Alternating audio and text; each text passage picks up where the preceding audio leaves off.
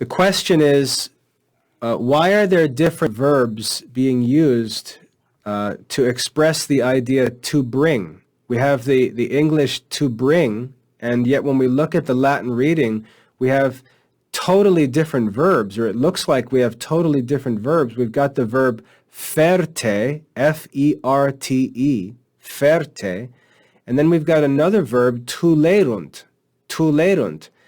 And they're both translated to bring, and it just seems strange that two completely different words can be translated to bring. Well, here's the interesting thing about this verb. Those two verbs, ferte and tulerunt, are two different forms of the same verb. That's weird, isn't it? Ferte and tulerunt are two different forms of the same verb.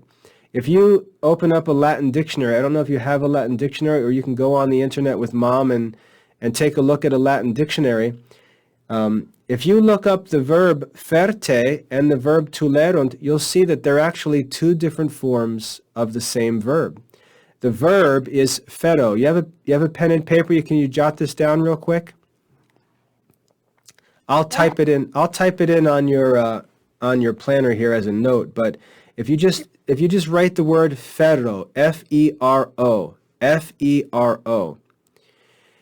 If you look that word up in a Latin dictionary, FERO, you'll see that it's got very weird forms. It's not like other verbs. It's an irregular Latin verb. It's irregular. It doesn't follow the forms of normal Latin verbs. So ferte is a command. It means bring. It's a command. Ferte, bring. And then tulerunt means they brought. They brought, or they have brought. And we've got these two different verbs. They look like two different verbs, but they're actually two forms of the same irregular verb in Latin. Okay, and the verb, if you look it up in a dictionary, the verb to look up is FERO, F-E-R-O. So they're actually the same verbs, just different forms, and they happen to be irregular. Okay, you understand that? Yeah.